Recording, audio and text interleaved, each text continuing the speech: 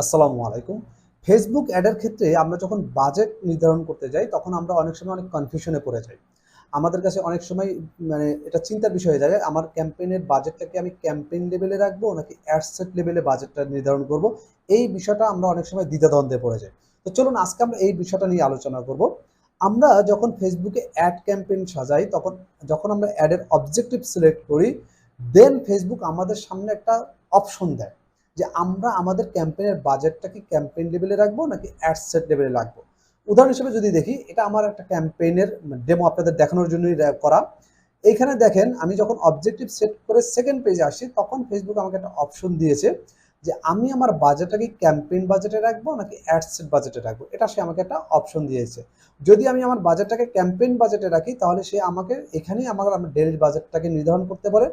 আর যদি আমার বাজেটটাকে আমি অ্যাড সেট লেভেলে রাখি, তাহলে ফেসবুক আমি যখন এই অ্যাড সেট লেভেলে যাব, সেখানে গিয়ে আমি আমার বাজেটটা নির্ধারণ করতে পারবো। এখানে আমাকে বাজেটের একটা অপশন দেবে, দেখেন এখানে বাজেটিং এর অপশন দিয়েছে। এখন প্রশ্ন হইল যে আমার বাজেটটা আসলে কোথায় রাখা উচিত, এই ক্যাম্পেইনের এখানে রাখা উচিত নাকি অ্যাড সেট লেভেলে যে বাজেটটা দেওয়ার অপশন আছে সেখানে রাখা উচিত। তো এটাই আজকে আমাদের আলোচনার বিষয়। এই বিষয়টা বুঝতে হলে আগে আমাদের বুঝতে হবে যে এই দুটো জিনিস আসলে কি।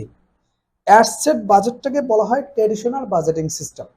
অর্থাৎ আমি ফেসবুককে বলে দিব যে আমার এই ক্যাম্পেইনের আন্ডারে যতগুলো অ্যাড সেট আমি ক্রিয়েট করি না কেন, প্রতিটা অ্যাড সেটের অ্যাগেনস্টে আমি যে কয় ডলার করে বাজেট সেট করব, তুমি প্রতিটা অ্যাড সেটের পিছনে ওই কয় টাকাই খরচ করবা।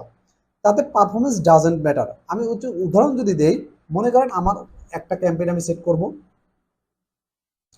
একটা ক্যাম্পেইনের আন্ডারে আমার টার্গেট আছে আমি 3টে অ্যাড সেট সেট করব, এটা আমার টার্গেট। এখন আমি যদি ফেসবুককে বলে দেই যে তুমি আমার প্রতিটা অ্যাড সেটের পিছনে আমি $5 করে আমি বাজেট সেট করে দিচ্ছি,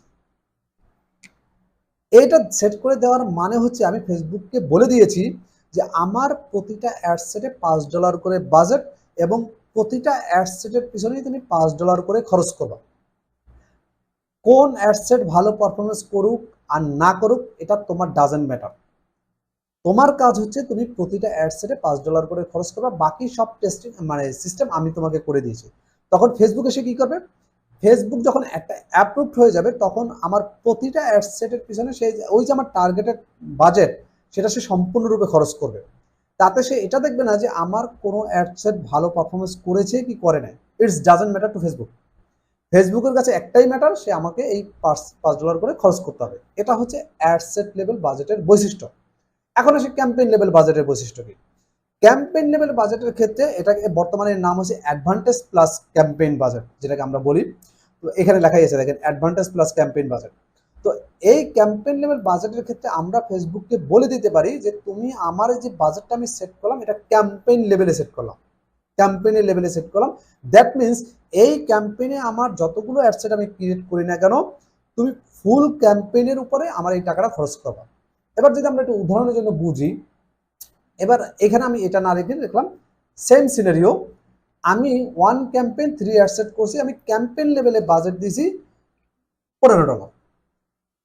এর আগে আমি কি করেছি, এর আগে আমি করেছিলাম অ্যাডসেট লেভেলে $5 করে বাজেট দিয়ে ফেসবুককে রান করে দিয়েছিলাম। বাট এবার এসে আমি ফেসবুককে বলেছি যে আমার ক্যাম্পেইন লেভেলে আমার $15 বাজেট, কিন্তু আমার অ্যাডসেট 3টেই থাকবে। তখন ফেসবুক কি করবে, তখন ফেসবুক এই অ্যাডসেটগুলোকে টেস্টিং দেখবে, মার্কেটে দেখবে যে কোন অ্যাডসেটটা বেটার পারফরমেন্স করতেছে, কোন অ্যাডসেটটা আমার জন্য ভালো রেজাল্ট নিয়ে আসতেছে। এটার উপর ডিপেন্ড করে ফেসবুক তার পুরো বাজেটের যে আমার যে বাজেটটা দেওয়া আছে, সেই বাজেটটা পুরোটা খরচ করার চেষ্টা করবে। সাধারণত দেখা যায় 90%-এর উপরে খরচ করে, যে সবচেয়ে বেটার যে পারফরমেন্স দেয় এই অ্যাডসেটের উপরে ফেসবুক এটা খরচ করে। বাকি অ্যাডসেটগুলোর পিছনে ফেসবুক কোনো খরচই করে না। মানে খুবই কম পরিমাণ খরচ করে, এবং সব খরচটা সে যে অ্যাডসেটটা আমাকে বেটার পারফরমেন্স দিচ্ছে সেই অ্যাডসেটের পিছনে খরচ করতেছে বা খরচ করে। তাহলে স্বাভাবিকভাবে মনে হচ্ছে যে আমার তাহলে ক্যাম্পেইন বাজেটের ক্ষেত্রেই মনে হয় বাজেট নির্ধারণ করা ভালো। ব্যাপারটা আসলে মোটেও তা না। এটা দুই রকমের, আমরা দুইভাবে উদাহরণ করতে পারি। এক একটা জায়গায় এক একটা সুবিধা আছে, অসুবিধা আছে। যেমন ক্যাম্পেইন বাজেটের সুবিধার কথা যদি আমরা বলি, ক্যাম্পেইন বাজেটের সুবিধা কি, এটা অটোমেটেড সিস্টেম, যে আপনি ক্যাম্পেইন লেভেলে বাজেট যদি সেট করে দিয়ে ঘুমানো, এরপর দায়িত্ব ফেসবুকের, যে আপনার কোন অ্যাডসেটটা ভালো পারফরমেন্স করতেছে, ফেসবুক আপনার বাজেটটা সেই অ্যাডসেটের পিছনে খরচ করবে। তার মানে আপনার আর এখানে কোনো হেডেক নেই, অটোমেটেড সিস্টেম হয়ে গেল। এবার যদি আমরা বলি যে যেহেতু আপনি আপনার তো একটা মার্কেটিং এর অবজেক্টিভ আছে, অ্যাডের তো একটা অবজেক্টিভ আছে, তাই না? তো আপনি যেহেতু আপনার অবজেক্টিভ সেট করে দিয়েছেন এবং ফেসবুক যেহেতু দায়িত্বটা নিয়েই নিয়েছে যে বেটার পারফরমেন্স যে অ্যাডসেটটা নিয়ে আসতেছে সমস্ত বাজেটের 2-3 ভাগের মানে 3 ভাগের 2 ভাগের বেশি সে ওই বাজেটের পিছনেই খরচ করবে, তাহলে আপনার এফিসিয়েন্সিটা অনেক ভালো আসবে, কার্যকারিতাটা অনেক ভালো আসবে। পক্ষান্তরে যদি আমরা অ্যাডসেট বাজেটের কথা চিন্তা করি, অ্যাডসেট বাজেটের কি হয়েছে, এটা সম্পূর্ণ ম্যানুয়াল, আপনাকে প্রতিটা অ্যাডসেটে বাজেট নির্ধারণ করে দিতে হচ্ছে ম্যানুয়াল। এবং আপনার দেখা যাচ্ছে যে কনভার্সনের কথা যদি আমরা চিন্তা করি, কনভার্সন আপনার বেটার আসতেও পারে নাও আসতে পারে। কারণ কি? কারণ হচ্ছে যে আপনার প্রতিটা অ্যাডসেটের পিছনেই তো ফেসবুক টাকা খরচ করবে, তাই না? এখন কোনো অ্যাডসেট ভালো পারফর্ম করবে, কোনো অ্যাডসেট ভালো পারফর্ম করবে না, এটাই স্বাভাবিক ঘটনা। কিন্তু আপনার খরচ 3টা অ্যাডসেটের পিছনে সমান আকারে চলে যাবে। দ্যাট মিনস আপনার রেজাল্ট তুলনামূলক কম পেতে পারে। এটা হচ্ছে অ্যাডসেট বাজেটের মানে কনস বা খারাপ দিক। তাহলে আমরা কোনটা ব্যবহার করব?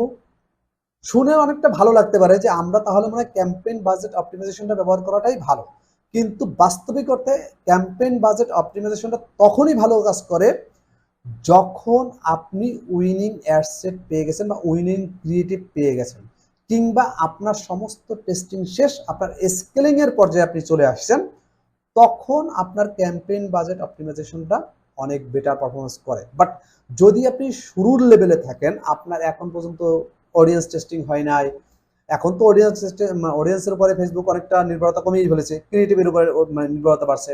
তো এখন আপনি ক্রিয়েটিভ আপনার টেস্টিং হয় নাই, আপনি এই লেভেলে আছেন, বিগিনিং লেভেলে আছেন, বা আপনার কোল্ড অডিয়েন্সের উপরে আপনি একটা চালাবেন, সেক্ষেত্রে আপনার জন্য এখনো অ্যাডসেট বাজেটটা অনেকটাই বেটার পারফরমেন্স দিতে পারে। যখন আপনার সব টেস্টিং শেষ, আপনি স্কেলিং এর পর্যায়ে আসছেন, আপনার উইনিং পর্যায়ে আসছে, তখন আপনার ক্যাম্পেইন বাজেট অপটিমাইজেশন বা সিবিও বাজেটটা আপনার জন্য খুব ভালো পরিমাণ কাজে লাগতে পারে। তার মানে আমরা কি বুঝলাম? আমরা এটা বোঝার চেষ্টা করলাম যে আমাদের ক্যাম্পেইন বাজেটটা কি এবং অ্যাডসেট বাজেটটা কি এবং এটা কখন কোন সময় ব্যবহার করা উচিত।